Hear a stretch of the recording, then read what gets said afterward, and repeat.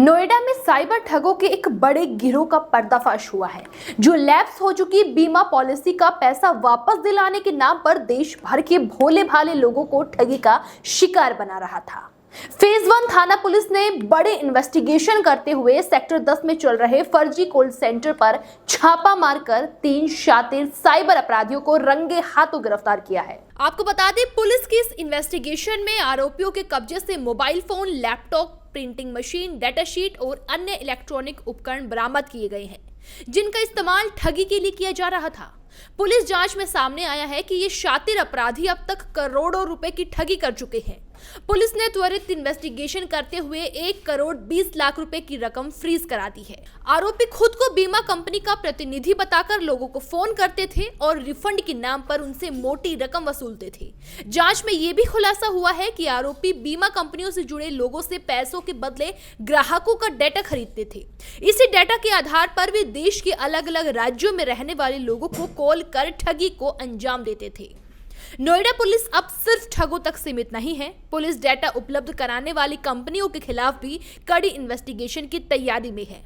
संबंधित कंपनियों को नोटिस जारी किए जाएंगे और पूरे नेटवर्क की गहराई से जांच की जाएगी। इस पूरे मामले का खुलासा नोएडा की एडिशनल डीसीपी श्राव्या गोयल ने प्रेस कॉन्फ्रेंस के दौरान किया है। उन्होंने बताया कि साइबर अपराधियों के खिलाफ अभियान लगातार जारी है और आम जनता से अपील है कि किसी भी अनजान कॉल पर अपनी पर्सनल डिटेल्स या पैसे शेयर ना करें। Commissioner of police Gautam Buddha Nagar ma'am के निर्देशन में गौतम बुद्ध नगर में लगातार साइबर क्राइम और साइबर क्रिमिनल्स के विरुद्ध कार्यवाही की जा रही है।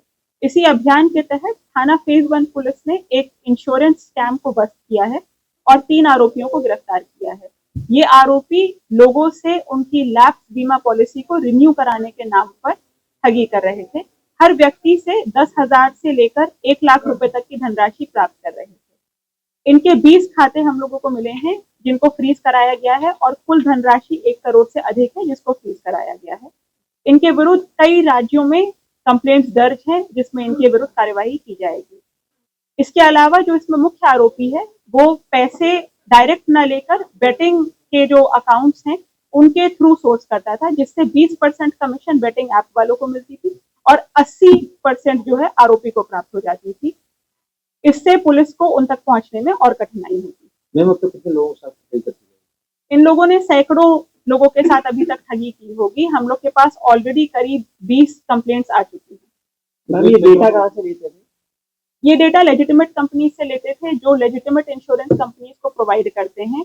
इन लोगों को 10,000 रुपए में 5,000 लोगों का डेटा मिलता था। जिस कंपनी ने इन लोगों को डेटा प्रोवाइड किया है उनके विरुद्ध हम लोग नोटिस जारी कर रहे हैं। कितने एरियो में हुआ है?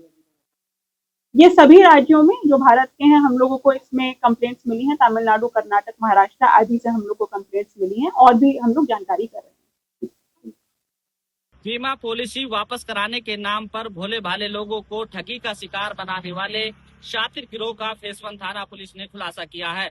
पुलिस ने 3 शातिर साइबर अपराधियों को गिरफ्तार किया। सेक्टर 10 में फर्जी कॉल सेंटर चलाकर ये भोले भाले लोगों से अब तक करोड़ों रुपए ठग चुके हैं।